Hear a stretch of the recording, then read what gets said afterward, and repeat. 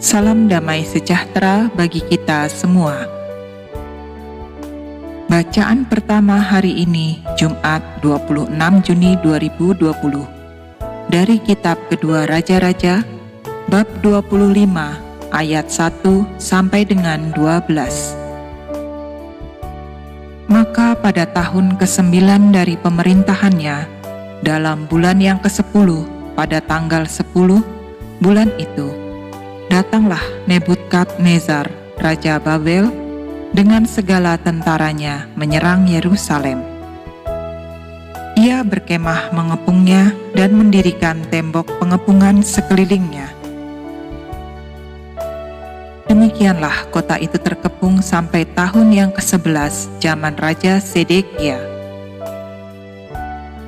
Pada tanggal 9 bulan yang keempat, ketika kelaparan sudah merajalela di kota itu dan tidak ada lagi makanan pada rakyat negeri itu, maka dibelah oranglah tembok kota itu, dan semua tentara melarikan diri malam-malam melalui pintu gerbang antara kedua tembok yang ada di dekat taman raja, sekalipun orang Kasdim mengepung kota itu sekeliling. Mereka lari menuju ke Araba Yordan. Tetapi tentara Kasdim mengejar raja dari belakang dan mencapai dia di dataran Yeriko. Segala tentaranya telah berserak-serak meninggalkan dia. Mereka menangkap raja dan membawa dia kepada Raja Babel di Ribla, yang menjatuhkan hukuman atas dia. Orang menyembelih anak-anak Zedekia di depan matanya, kemudian dibutakannya lah mata Zedekia, lalu ia dibelenggu dengan rantai, tembaga dan dibawa ke Babel. Dalam bulan yang kelima pada tanggal 7 bulan itu, itulah tahun ke-19 zaman Raja Nebukadnezar, Raja Babel. Datanglah Nebuzaradan, kepala pasukan pengawal, pegawai Raja Babel ke Yerusalem. Ia membakar rumah Tuhan, rumah raja, dan semua rumah di Yerusalem. Semua rumah orang-orang besar dibakarnya dengan api. Tembok sekeliling kota Yerusalem dirobohkan oleh semua tentara Kasdim yang ada bersama-sama dengan kepala pasukan pengawal itu.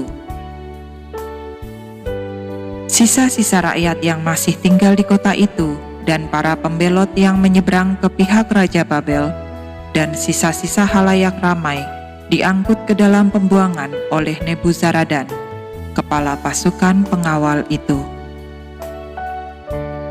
Hanya beberapa orang miskin dari negeri itu ditinggalkan oleh kepala pasukan pengawal itu untuk menjadi tukang-tukang kebun anggur dan peladang-peladang.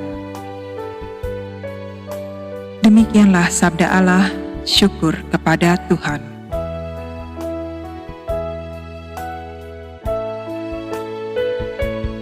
Bacaan Injil hari ini menurut Matius, bab 8 ayat 1 sampai dengan 4. Setelah Yesus turun dari bukit, orang banyak berbondong-bondong mengikuti dia. Maka datanglah seorang yang sakit kusta kepadanya, lalu sujud menyembah dia dan berkata, "Tuan, jika Tuan mau, Tuan dapat mentahirkan aku."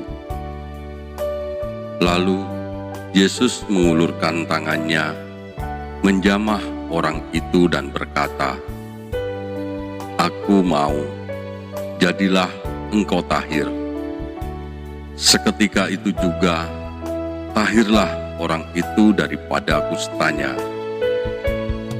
Lalu Yesus berkata kepadanya, "Ingatlah, jangan engkau memberitahukan hal ini kepada siapapun, tetapi pergilah, perlihatkanlah dirimu kepada imam, dan persembahkanlah persembahan yang diperintahkan Musa sebagai bukti bagi mereka." Demikianlah Injil Tuhan kita.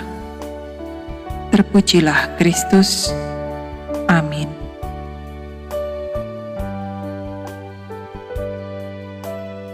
Marilah kita berdoa. Dalam nama Bapa dan Putra dan Roh Kudus. Amin. Allah Bapa yang Maha Kuasa, tiada yang mustahil bagimu. Orang kusta ditahirkan, dibersihkan dari noda, dari sakitnya, dan kusta merupakan noda sosial yang menyebabkan si penderita disingkirkan dari kehidupan sosialnya. Noda itu dibersihkan oleh Yesus, maka pulihlah kehidupannya. Ya Bapa, melalui Yesus, seorang kusta diterima kembali sebagaimana wajarnya. Engkau memulihkan kehidupannya karena kuasa-Mu dalam diri Yesus. Si kusta pun sembuh oleh karena iman kepada Yesus. Oleh imannya akan Yesus, apapun yang diminta dikabulkan. Maka Yesus pun melarang si tahir itu memberitakan mukjizat atasnya. Karena jangan sampai orang datang kepada Yesus tanpa mengimaninya. Ya Bapa yang Maha Baik, kami sering datang kepada Putra-Mu menyampaikan sesuatu. Namun terkadang kami berdoa tanpa peduli seberapa besar mengimani Putra-Mu Yesus. Sehingga tidak jarang kami kecewa karena doa tidak dikabulkan. Iman kami belum sebesar si kusta.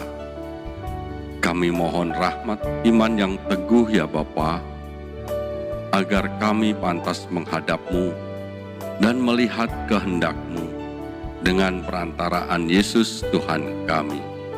Amin. Dalam nama Bapa dan Putra dan Roh Kudus. Amin.